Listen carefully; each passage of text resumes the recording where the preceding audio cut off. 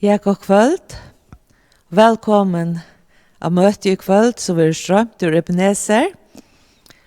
Og vi får begynne ved å synge sangen nummer 209. 209. God er her, vil okkon sikna. Og det er så godt at vite at Herren, her det stender her som 2 eller 3 sauna saman og navn og munnen, er jo midt i midtelen. Og vi er ikke nekv, kanskje onker sitter ensamhatler, men allukal så er vi saman, beia netnon, og vi er saman antallega, og Herren har lova å sikna okkur. Lat okkur i fela synja sanchen nummer 209. God er her vil okkur sikna. Ryklig av i syne i ånd.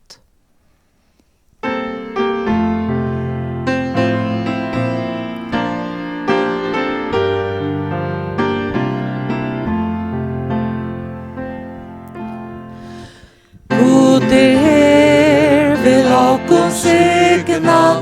Ryklig av i syne i ånd. Vakt og surt som lofter reka, regn vi sikning her og nåd. Send nu streymar god vid bya, regn vi sikning fra ter. Hittir boja, lukka gjørst og nær og fjær. God er her, vi kunne kjenne, han vil sikning nær nå er. Okkom tørvar endur nordjan, det av vare fyr. Send nu streymar god vid bya, regn vi sikning fra ter. Vitir boja, lukka gjørst og nær og fjær. God er her, så let okkon søtja han, og i bøn vil trygt, så at antans kraft og nøye, færre kvar og hjärsta bygg. Send nu streymar god vid bya, regn vi sikningon fra ter. Vitir boja, lukka gjørst og nær og fjær. Frelsare, og i bøn vid koma, nean bakt vårt hjärsta er. Herfra nøye tron og tøyne, kom vi sikning nyår her. Send nu streymar god vid bya, regn vi sikningon fra ter. Vitir boja, lukka gjørst og nær og fjær.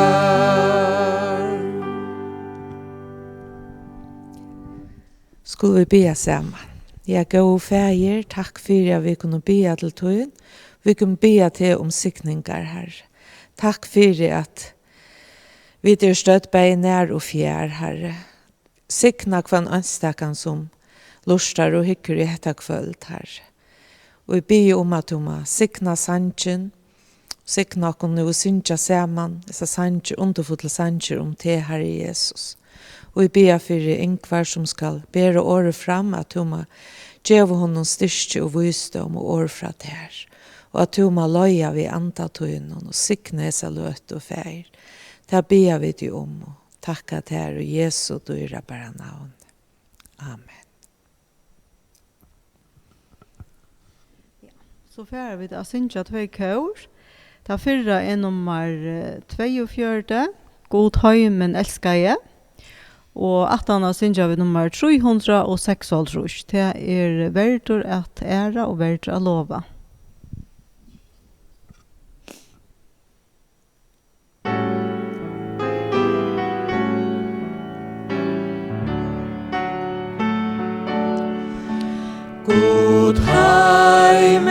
elskaje, han gav sin egna son, dodja tränon av, frels och fri kan få, han åter komma skall, täcka med din son, underfulle vinor mor. Verdur att ära och verdur att lova och verdur att prysa han. Verdur att ära och verdur att lova och verdur att prysa han. Han hever frels med kjøkken og landsens styra blå, fruja anda mun. Verdur at ära og verdur at lova og verdur at prysa han.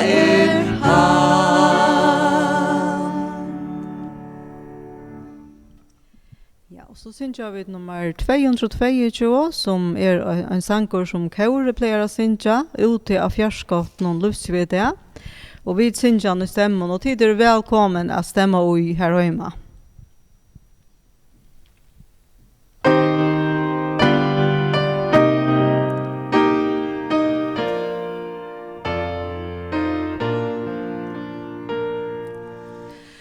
Ute av fjärskott någon luftsvede och där mångengas folk tung och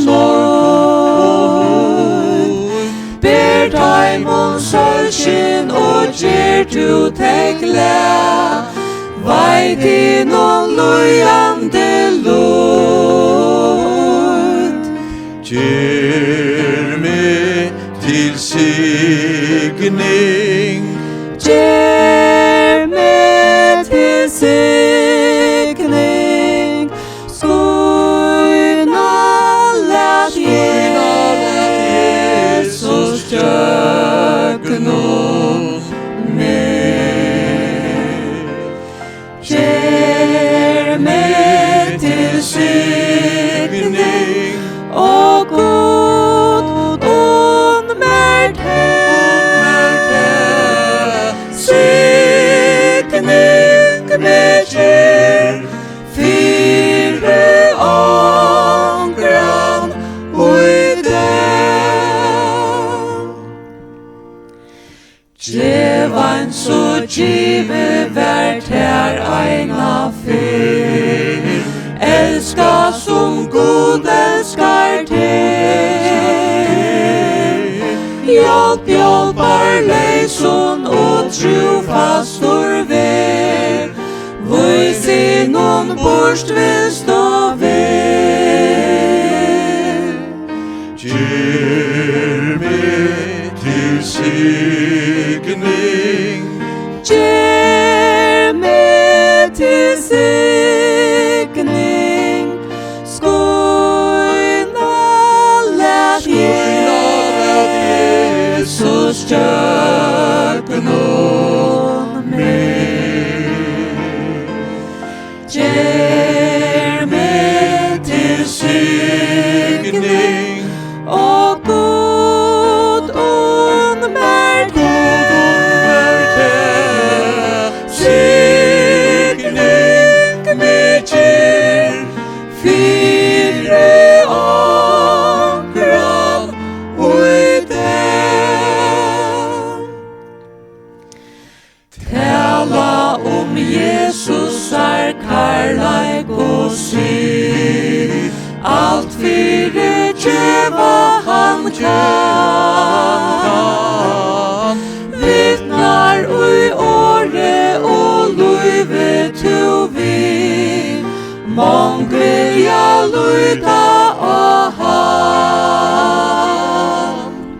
gjer meg til signing, gjer meg til signing, skoina lat Jesus kjøkkenom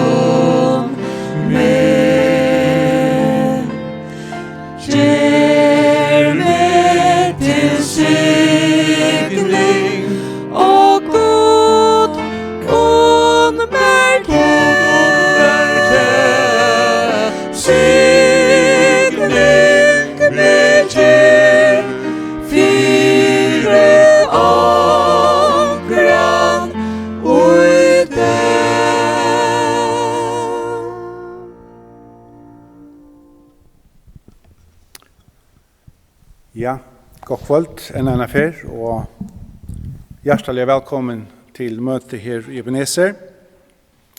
Vi skulle färra att hitta efter ingången till ápostlasøgana. Vi färra att jökningänka ápostlasøgana nu några mycket det fram efter. Vi kunde kanske inte lova att vi plar Leo, det är en lång bok, men så kunde vi finna nekv ting i her og deila nekv ting i her vittikon som har tala til okkara. Og jeg husker særlig om hendan inngengen og de første 12 versene som jeg innskjer tå som i kvöld. Jeg har kallat det at her fjørde deaner og himmalferðin, tror jeg til det som det er lukka som nå med vi her. Ápostlasøgan er en avhvert bok, som vi vet så er det en bok som Lukas evangelister har skriva. Han endar evangeliet som han skriver vi himmalferð Kristusar, og han byrjar ápostlasøguna vi himmalferð Kristusar, og hetta lukka som legger en dent av himmalferðina, det legger reisning en dent av viser okkon at hetta er alltid atla til å være tver bøker, eller tvei bind, som man kallar det. Sjálfur kommer Lukas ikke inn i myndina sjálfur, fyrir man kommer helt til ápostlasøguna 16 og vers 20, hver han nevner seg lukka som i personsnavn årenom. Så dette som Lukas skriver er det som han hever granska og som han hever kanna vi folk som har oppleva hese ting som av Jesus. Ápostlasøgan er søvelig, og dette er øyelig områdende til alltid når man leser disse bok. Hun er en søvelig bok og skal lesas søveligt. Ofta vil det tid og petta bort ur ápostlasøgni og kan det ikke vanta mye hva man ferder til, men hun er best hant ved å lese ut i ett. Og det kan sjån være en stor bit. Jeg skulle lese 28 kapitler i egnon, men oansett så kan man søke det i petton som er i sammenheng, for eksempel kapittel 1 til 6, lukka som koncentrerar seg rundt om Jerusalem og det som hendte av første døven samkommer, og til godt å lese det sammen. Kapittel 8 til 12 er lukka som tar i evangeliet fer utom Jerusalem, kommer til Judea, Samaria, og vi sutja Samariebygvar, eisen vil innlimar i samkomna, og så heitninganer vi Cornelius i kapittel 20. Så godt å lese kapittel 8 til 12 sammen. Og så hekker man til restene, kapittel 13 til 28, som er til trutja ferien av Paulus, og så eisen turen etla ferien, fengaferien til Rom. Og til avverst eisen lesa til og i egnet, lesa hessa ferier sammen, og sutja hva henter, og kanskje kunne seta til imsko brøv og til som Paulus vil skriva inn i ápostlasøgna. Det gjever en gåa mynd av byrjunar samkomne. Ápostlasøgan har finnet et navn i ápostlasøgan, hun fylgjer søvene til apostlon. Men det er litt det missvisande når man huksar om ápostlasøgan, så huksar man om allar apostlans. Og sannleiken er at apostlaner vil bare nevnt i byrjane allar, altså hvis man huksar om tar 12, og søvan hun får at lukka som at dreia seg mest om Paulus og hans affærer, og han var ikke en gang einat heimon fyrst og 12. Så kanskje heita navnet i ápostlasøgan kan missvisa, men det er så navnet som det finnes. Men om jeg skulle kalla disse bøkene et eller annet, så halte jeg kallene for oppreisner bøkene. Tror jeg at ápostlasøgan er vittnesborden om oppreist Herre Jesus Krist. Vi vet at i noen evangeliene så kommer fariseerne ofta og bøyer Jesus om tetjen. Og han gav dem en tetjen, og tar på om meira tetjen, og han gav dem meira tetjen, og søvan for framsåleis at til endan sier Jesus vittar at nu er bare ett tetjen etter, og til er tetjen Jonasar. Og han luknar etter vi at han skal dødja og regjera vår, og han skal ruse opp etter 3 dagen, akkurat som Jonas var i bøtsnen og en fisk i 3 dager. Og vi sutja i oppreisning at ta og i oppreisning hent, og man fylgjer hette inn i ápostlasøgna, så ser man just at det som var en hørforfylging fra fariseeren og evangelien, det lukka som håar av sinter, det stekkar. Og forfylgingen og akengren som man ser i ápostlasøgna, han vil meira a sutja fra sadukeeren, og raharron. Og årsøkjen for dette og jeg var tog jeg farsierne, og tog her man noe som det var, og så når det var lust i skriftene, så var det tross alt skriftlært, og mennesker at de må tro i skriftene. De ville bare strikke for akkurat hesson, og ta i så oppreisende kommen, og til ikke mer tegn enn dette, så det, som vi sier i apostlasøgen, flere herre som kommer til trygg. Så tar vi sier apostlasøgen, så det dette oppreisningen, og et annet som eisene ligger nær, som vi sier atter og atter, som vittnesbord på oppreisningen, og som og i hovedsagt noen til som ligger i oppreisningen, til dette undre. Undre av oppreisningen, og de under og tegn som for henta og tjokken apostlasøgene. Og det var gjort for å prekva og vise at det satt som prætika ver. Herren Jesus Kristus prekva av vera han som han Årene til apostelen var prekva vi undrum. Vi sørger da for eksempel nevnt i 17. Korintiabrevet kapittel 12 og vers 12. Da sier Paulus dette, seg sjølvan. Han sier, «Tekin apostols var jo i ødlund tåle gjørt middelen tikkara vi teknon, undron og kraftargjer.» Det vil si at Herren hei virka og gjøknon Paulus og gjørst tekin apostols. Og det just dette som det tås om tar apostlaner. Hver så apostlaner og hva var krevet for å være ein apostol, ein som gjør det slik tekin? Jo, vi sykja at ta og apostlaner velja ein nudjan apostol, eller velja at erstatta Judas Iskariot og ta velja Mattias, så eit av krøvene som der legger ui her, at det skal være ein som er vittneimen, ein som kan vittna om oppreisen Jesu Krist. Og vi vet at Paulus, selv om han ikke var ein som fylltes ved Jesus, ta Jesus tjekka hjørni, hei vittna oppreisen Jesu Krist, ta han sa han oppreisen av til Damaskus. Så dette var krevet til en apostol, og vi sørger eisen i 1. Korintiabrevet kapittel 15 og vers 6, at dette var noe som 500 hadde sett og i sen. Så og så stod det tog til Jesus var sammen med apostelen, og 18 år han var oppreistor, så så 500 brødre Herren Jesus Kristus og i sen. Og Paulus nevner der i 1. Korintiabrevet 15 vers 6, og sommer av dem, eller fleste av dem, livet enn. Så det var mange som kunne kallas apostlar i hesson høpen, og vi sørger at sommen av hesson, eller mongen av hesson, fylltja så tekin apostolsvig. Det vil si at Herren gjør under kjøkken deg, for å vise folk at det som hese menn tala, det som hese menn har vittna og fortelja dikken, det satt. Og til just dette at Jesus Kristus oppreistur. Herren hei lova hetta, vi sykja det i Markus Evangeliska kapittel 16, vers 16-18 sier han hetta, og hese tekin skulle fylltja taimen i trykva, og i navn og munnen skulle de reke ut ytlar andar, de skulle tala vid nutjon tungon, de skulle teka opp ormar opp i hendsunar, drekka de eitur skal de ikkje seka de, og av sjuk skulle de legge hendsunar, og de skulle være grødd. Og mange av de tingene nevnt her i Markus Evangeliet, til sutja vid og jøkken apostlasøgna. Og vi var, så heva öll hese tingene vært gjørt, og mange av hese tingene sutja vid nevnt i apostlasøgna. Seitne som tog en leier synes det som at det en brøyting. Om vi spåler langt fram, og vi fører fram til Hebreerbrevet, som vi vet at Hebreerbrevet skriver lengt 18 av apostlasøgna, det kan skal skrive om mot endan av trusjenon, ganske nærri halvfjersenon.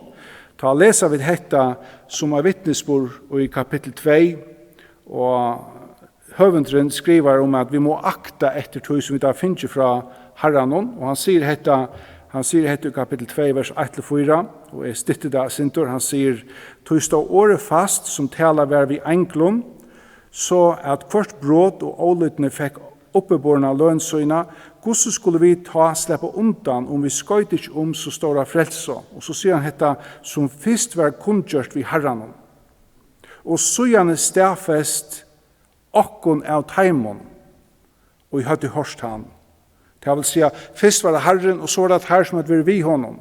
Her trygg vi at omtaler apostlaner, og så sier han hette i endan, han sier, vi til at God vittna i vi, bæg vi teknon, undron, og fjølbrøyton, kraftargeron, og vi er gjera heilig andan, vi er gjeva heilig andan etter vilja søgnen. Vi sutja at Jesus som vittna i om han som et sen oppreistan, de gjør det kraftargerer. Og til det som vi sutja, og gjør noen apostlasøgna. Så apostlasøgna er til hentan oppreisna bogen, er til hentan undersbogen, hun omtaler andans versk, og gjør noen de første 30 årene, akkur som 30 årene, etter at Herren fer heim atter til himmalsøyn. Så fra år 30 til endan og i trusjonen.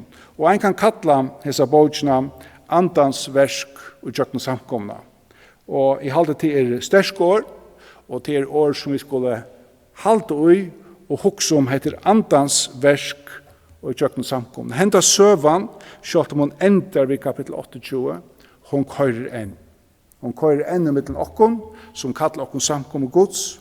Herren virka i kanska ørvise, og i vissar matar, og i apostlasøvnet tar han vittna i Vitheim som hadde se han om oppreisna, men vi som har lært det av heimon, som har lært det av heimon, vi vittna stadigvæk om oppreist Herre Jesus Krist.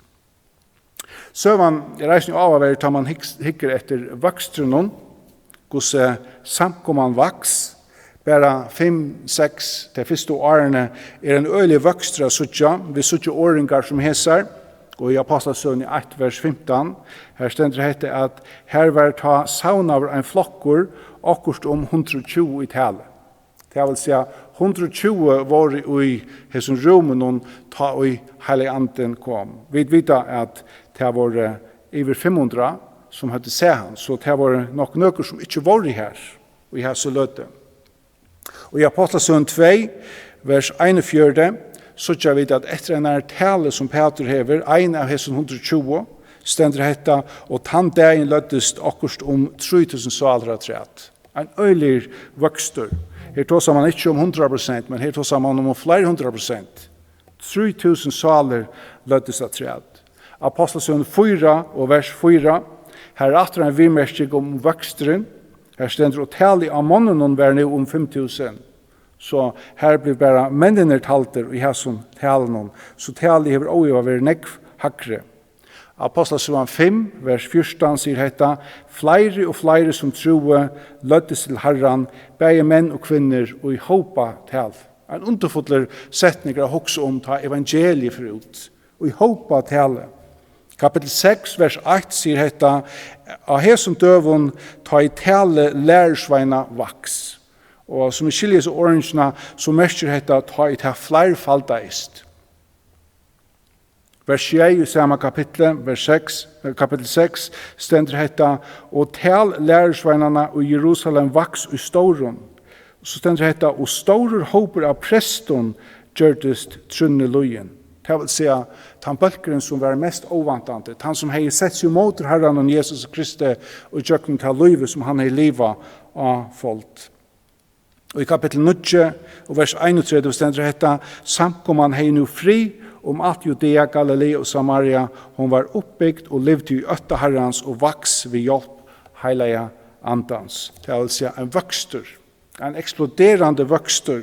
Og hette er best det som vi sutja, hvis vi hittir det som kapitlen, det som hender i Judea, Galatia og Samaria.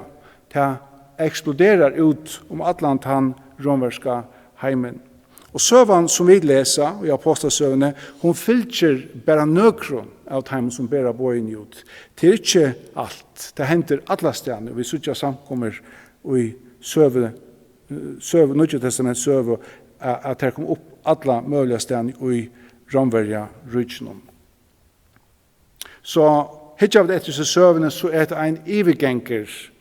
Man kan hugsa som apostlatøyen, eller med av høytheser apostlar som hadde vittna oppreist Kristus her, som hadde se han og i oppreisene like om noen, og heter ivergengeren fra tøyene til samkommetøyene, som vi lever i, som vi at det er en forlanging av. Vi vil gjerne lese de første 12 versene i apostlasøvne.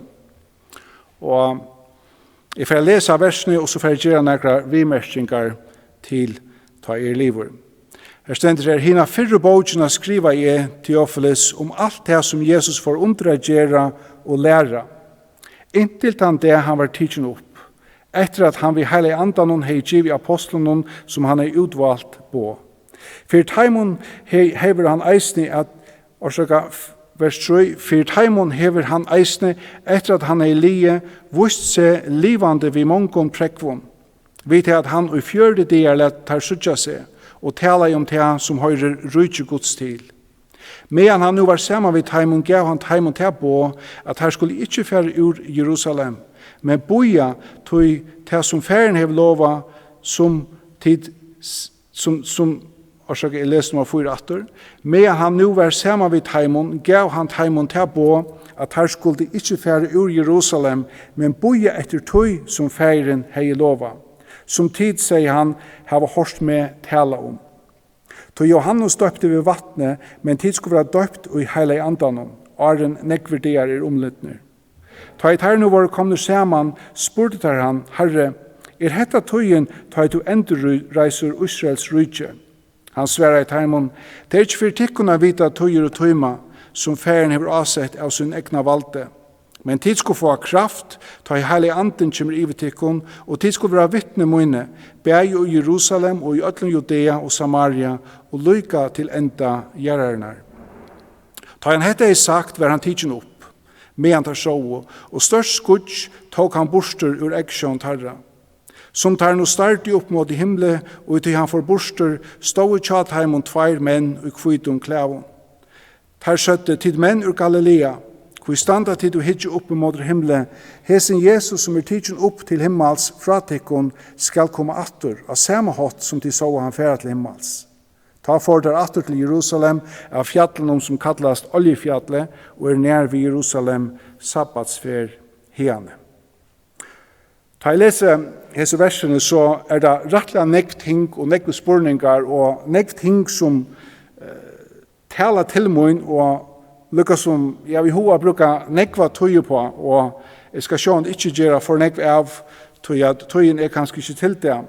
Men avverst og i vers 8, at Lukas her sier hetta, hina fyrre bøkene skriver jeg, og så nevner han som han skriver til, så sier han om alt det som Jesus får undergjøre og lære, inntil det han var tidsen opp.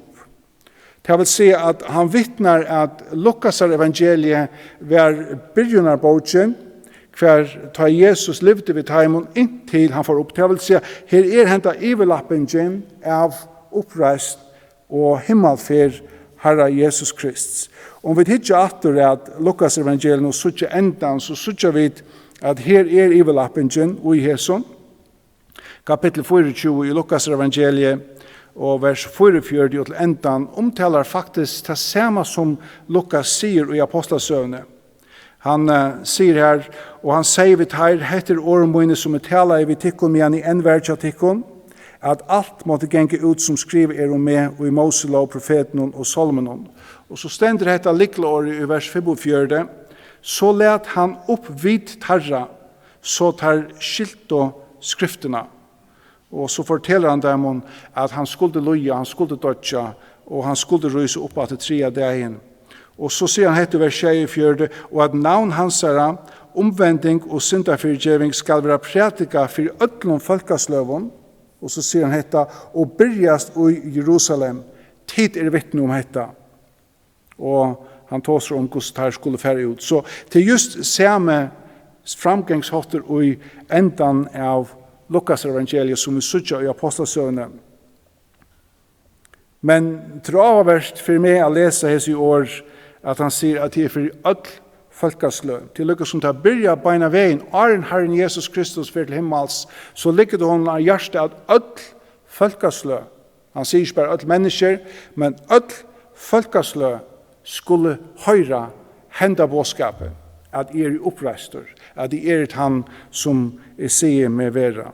Vi lever i 2020, og om vi teker tøyen atter, så så godt som 2000 år, så gjerne hese på vår given. Og Sjalt om hese bo given til hesar edlo og de som var saman vid heimon og hese løddo, så trygg vi at som vi fer inn i kapittel 2, så sutja vi at hese bo var ikke given til kvann einstakan av dem individuelt, men det var given til henda bøltsjen, som for å få kraft om han fra, og som blir det som vi sutja som samkomma godsa gjør. Så hese bo given til samkomna. Han sier, byrja i Jerusalem og fer så ut til enda gjerne. Nå, jeg vet ikke hvordan jeg skal si dette, og jeg vil ikke at dette skal takkes litt opp, men til å rake ut det at evangeliet skal enda inn etter i Jerusalem. Og til ikke veien vi tog ødel hava tørv at høyre evangeliet. Men vi er ikke kommet ut enn i 2000 år. Vi er ikke kommet til enda gjerne. Vi tar som evangeliet skal ut i førjon, evangeliet skal inn i kvann krok i førjon, ja, men evangeliet er ikke kommet ut enn til enda gjerne. Ødel skulle høyre hette evangeliet til innskje og hjärsta til Herren Jesus Kristus. Vers 3, så vi dette togjærskai som nevnt her. Hvordan langt han var samarbeidtaimon, og han prekva hvor han var. Han var samarbeidtaimon i 4. diarstende, og jeg vil yngst at det stod at han var sammanhengade samarbeidtaimon i 4. diar. Men tyverre, det kan ikke prekva. Det er heller hinvinn at han utjøkken 4. diar visste seg 4 daimon, og der så han, og kunne spyrja han om ting, og læra ting fra honom. 4. diar, hver det kunne spyrja allsjens spurningar av oppreisna Jesus Kristi. Nå 4. diar i okkara dags tojarokning er nastan trutjar koronakarantener. 4. diar saman vi Herren og Jesus Kristus, hver det kunne spyrja allar tar løndarfulle spurningarna som vi kanskje ikke ordentlig kunne få svar på, som vi kanskje ikke vita, som vi gjerne vilja læra mer om. Gosse, hver og nær, og gosse skal alt dette fyrirgenga, at hava høve, at høyra hendan læraren som sonurgods, skapar i heimsins, og læra av honom i 4. diar. Vi får møte, og at han har en tøyma, så ber de nei. 4. diar kunne vi høyra Herren Jesus Kristus fortelja om ting. Og han nevner et ting i her, i endan i vers 3, han sier, han talar om det som høyrer rydgjegods til. Han forteller dem om hese tingene som høyrer rydgjegods til. Atter i Lukas 24 og vers 45, her stender hesen setninger, jeg kommer å nevne han ofte, når han sier, så let han opp vid tarra, så tar skilt og skriftene. Det vil si at tar skilte negv. Han let opp vid tarra, tar hørte han tås om ting som hørte rydde Guds til. Jeg har et hans spurning til meg sjølvan og eisen til Herren om hetta som høyre rydde Guds til det samme som der spyrir om i vers 6, da der sier, hetta tøyen til at du skal endurreisa rydde Israels. Det vet jeg ikke, jeg kan ikke si at det men her det gusser tøy at spyrir han om han spurningen. Men han talar så vitt om det som hørte rydde Guds til. Vers 4-5, her forteller han dem at her skulle boja. Her skulle boja etter tøy som feiren hever lovat heimon. Og dette drever okken atter til Johannes Evangeliet, kapittel 14, vers 16-16, hver det stender øyla greit. Han sier, og jeg skal bia feiren at han skal gjeva tikkun annan talsmann, at vera tjatikkun atler evr. Anda sannleikans som heimen ikke kan få, til han ser han ikke og kjenner han ikke, men til kjenner han, til han verer til tikkun og skal være ui tikkun. Det vil si, han tar som mega nytt, til kjenner han, til av se han verer til tikkun, men nu skal han være ui tikkun. Til det som færen har lova.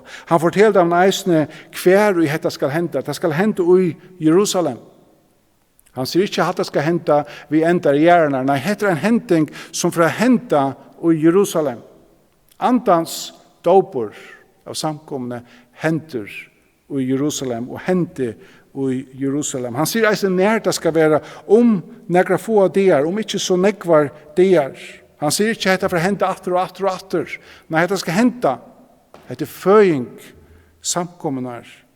Hette innsikle, og hette det som vi kjenner fra Apostasøn 2, ta i samkomma Guds være født av gjør. Han enden som vi kallar samkomman, holdt 3 dager etter påsker, 20 dager etter at Jesus Kristus fer til himmels. Innsikle, kraften, anbøyene som samkomman fer til å gjøre det som Herren innskjer skal gjørast. Hetta som skal ut til enda gjerne.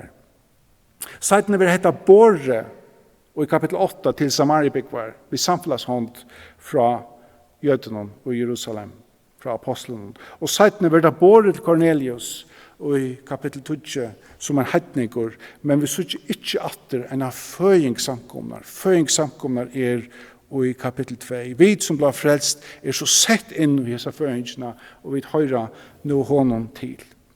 En spurninger stenker seg så opp til apostelen i vers 6-8. En spurninger som ligger til meg hjertet til at tar jøder, tar kjenner skriftene, Herren har lært ei og tar opp og sint tar opp, så tar skiljer han ikke mer nå, og tar kjenner og vite hva og tar forvanta. Så tar spyrer Herren, dette tøyen? Dette tøyen til at du skal endreise Israels rydde? Nå, jeg vet ikke om dette her det samme som vi nevnt i vers 3, hva det tar om Guds rydde, men av han sier, så forbinder lærersvennerne ikke Israels rydde ved det som han vil bidra gjørst.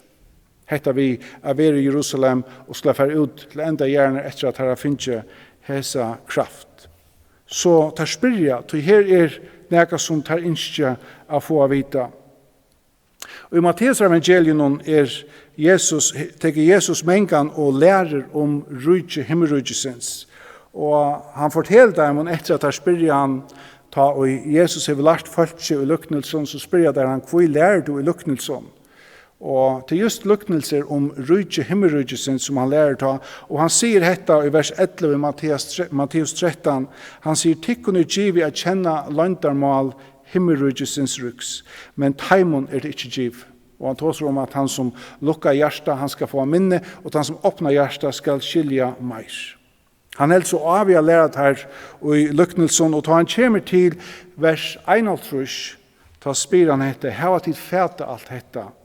Og tar sværen å ta ja. Tar sværen ja.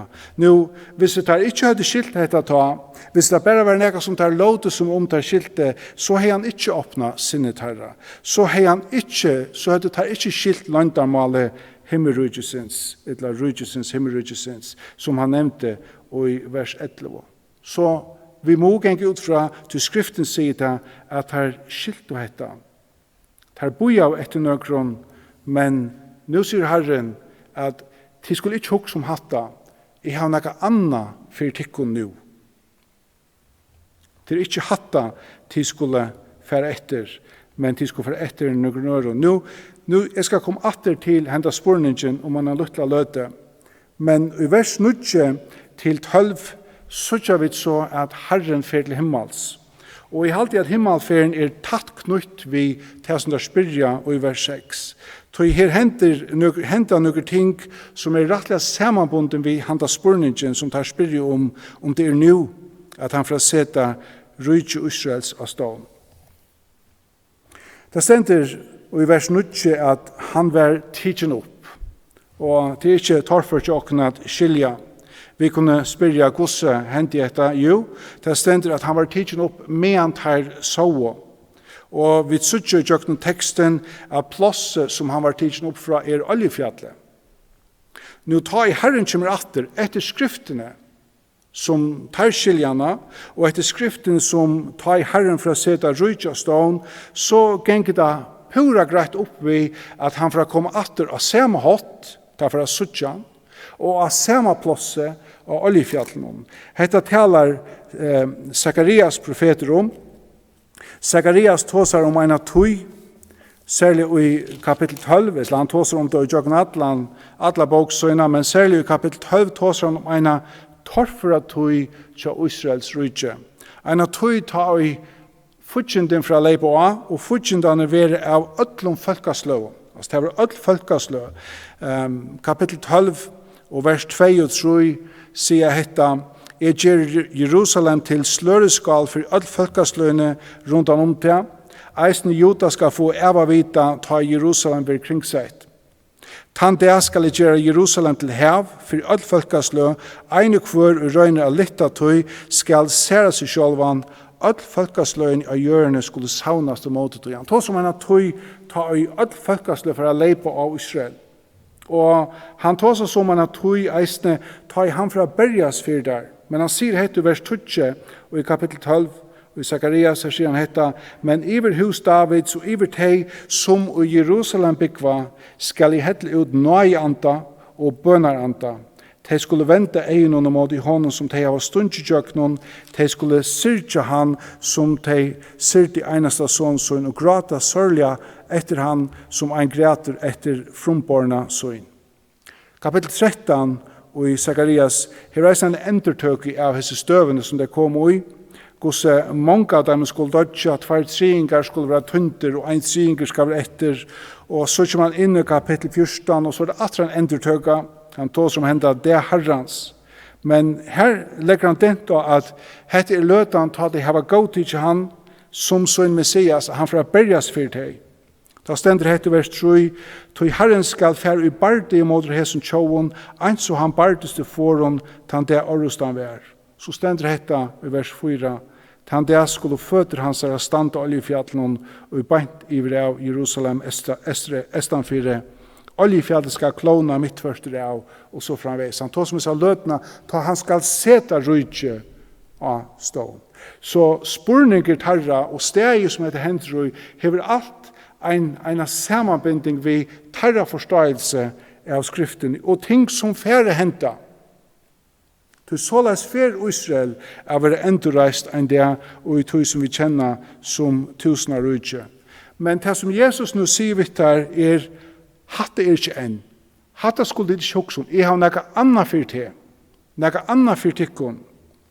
Og det som vi sier her, er det som vi kjenner som heter løndarmål samkommunar, som nå for å bli oppenbæra for dem, og bli mer og mer oppenbæra i jøkken skriftene, at Herren hever noe annet enn er tøy.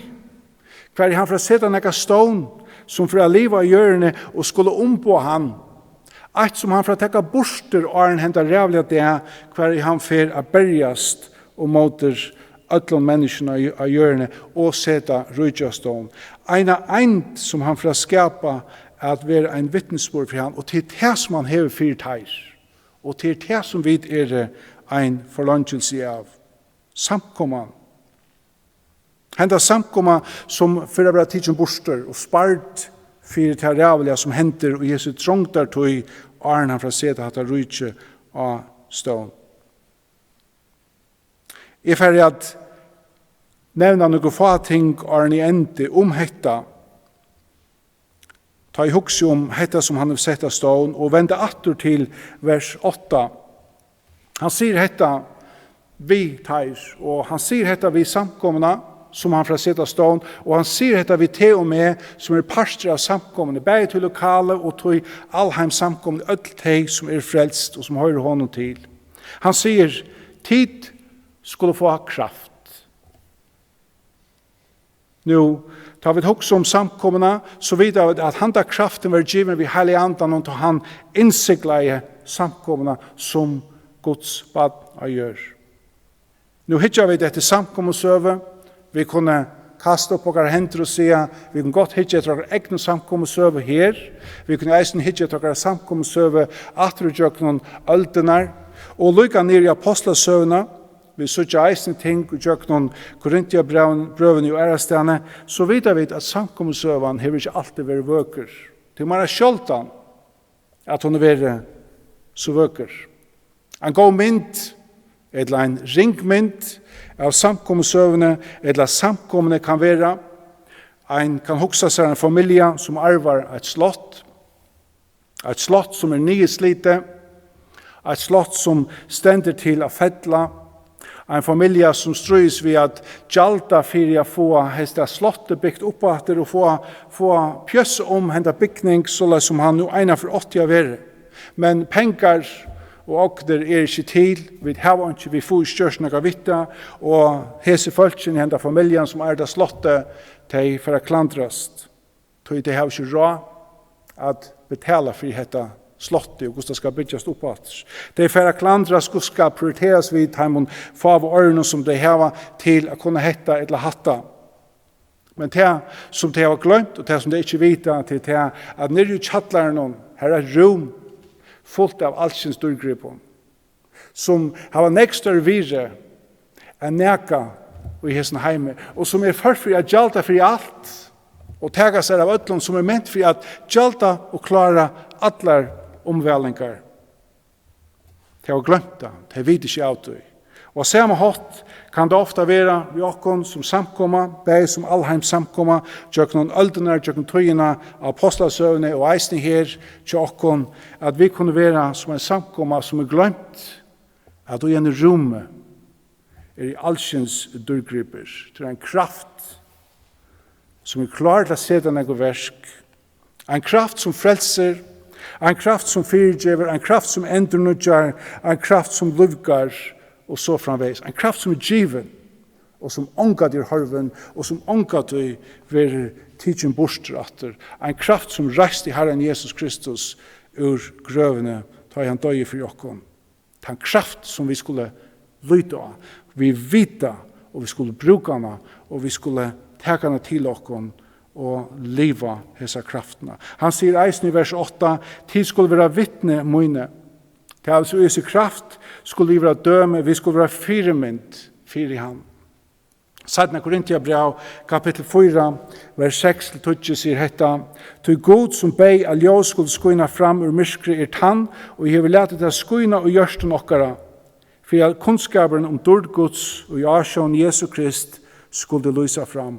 Men henda skatt har vi i leir og illutum, for at hinn omedelig kraft skal være fra god og ikke fra okkon. Vi trångt av atlan hot, men ikke kuai, og iva, men ikke vonleis, ætsøkter, men ikke vinarleiser, slittner nyer, men ikke gjør det til åndsjes.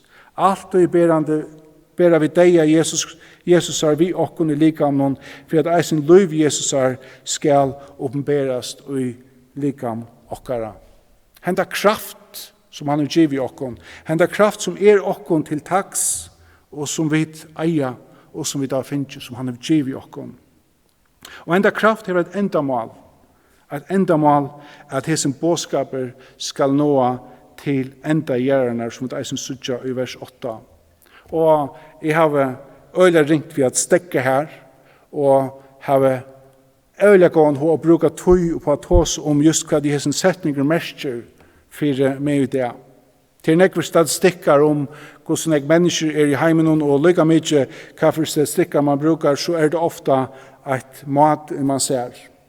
Jeg kjenner en statistikk som sier at det 6.500 folkeslø i heimen, og av heimen det 2.500 folkeslø som ånga tøy har hørst og ånga møvelag har høyra om Herren Jesus Kristus og løtene.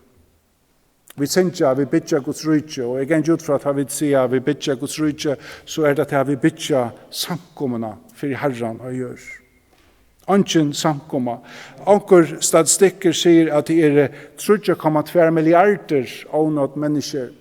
Og kanskje den statistikkerne sin det vujer, jeg vet ikke, men jeg vet at 1,6 milliard utan møvelag. Utan møvelag, så det har ikke ett vers ur skriftene. Utan møvelag, så det ikke har en person som kan bo av deg om Jesus Kristus. Utan møvelag, så det lengt vekk fra time og møveleggen som at fære at høyre om at han reister opp. De vet ikke en gang at han føtter. Og de ressurser som har brukt i sånne heime minimaler til handa baltsjen.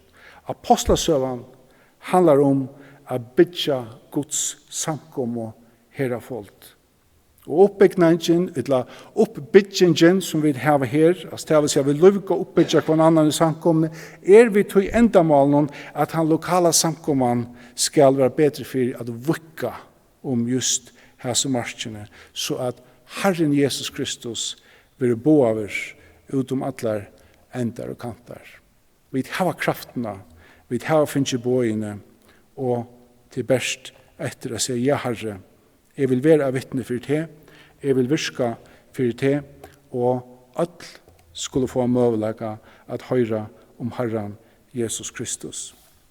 Jeg skal få enda vid bøn, og vånande så kunne jeg i år tala til okkara, og virka hjørsten okkara at hevna troen etter at öll skulle høyre om okkara frelsar av Jesus, som deier, gjerraver og risen for okkara som lever i himmelen, og som gjør okkara en bostad til reier. Heilig God, vi takkar deg for ditt år, vi takkar deg for trofast vittne, vi takkar deg for de første vittnene som ble parter av samkomne, Herre, de som var trofast og bare hette vojar her. Vi takkar deg for de under som pregva ved at sannleid var at du var opprisen her. Vi takkar deg for at ápostlasøgan som byrja i ápostlasøgan 2, hon for okkon, for meg, hon ikke en gang enda men hon kom til okkon i følgen her. Anker kom henta veien vid årene her. Og vi takkar deg for det. Vi ber god om at du somleis gjør okkon en brennande aho og hjerte at ber hetta vojar til ånder her. Be her og ærestene at ønsken skal gengu i hessen heime vi tror at det ikke har hørt om det. Takk for karlaga tøyen, takk for at du frelst okkon og signa til okkon einstakan som løyer av, okkon einstakan som hører til okkara samkommo og hører til tøyen skær her. Det ber jeg om i Jesu navn. Amen. Takk for Ingvard. Takk for bådskapen. Og når vi får synge den sørste sangen, så skal jeg lese det som stender i bønnerløtene i det. Og det bønnerløtene god at vi kunne be for det som imiske trobarn som er ferdig ut, at vi skal be her i Førjen og ut i Ånderland, ut til enda gjæreren her. Vi grønlandstender Karottok, Marion og Paul Poulsen.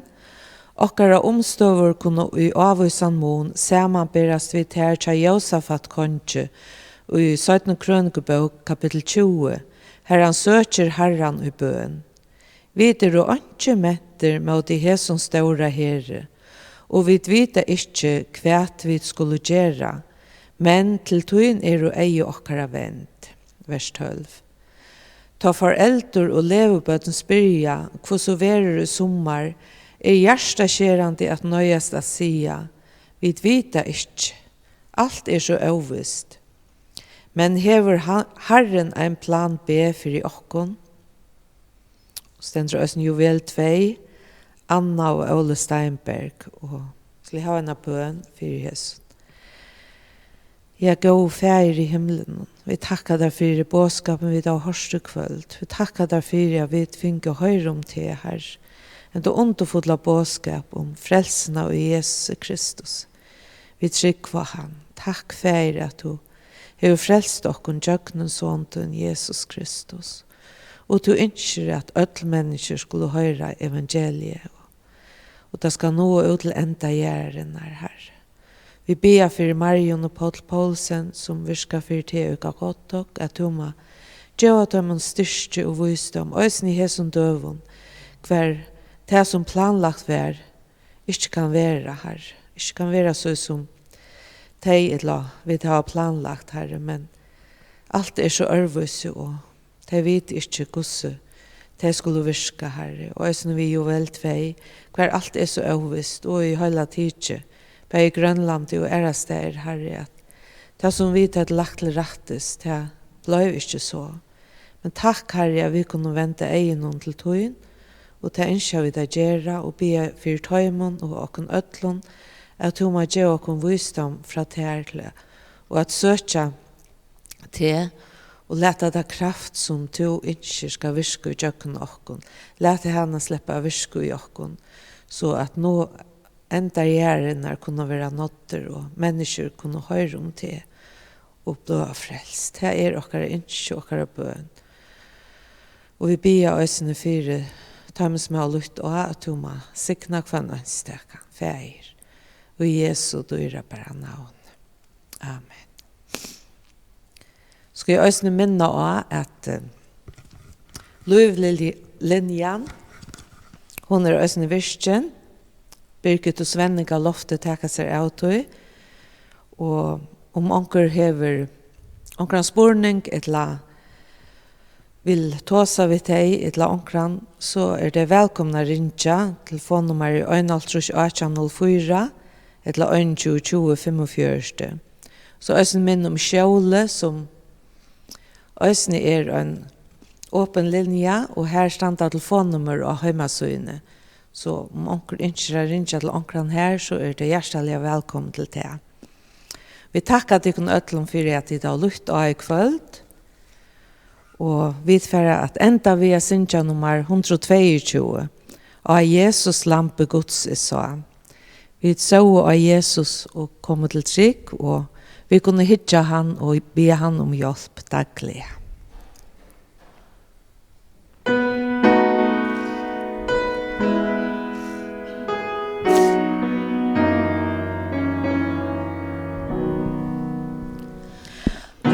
Jesus lampe Guds sa, du moina sinde kjente, fortapt dømdur verda, hans sorg og glede vente.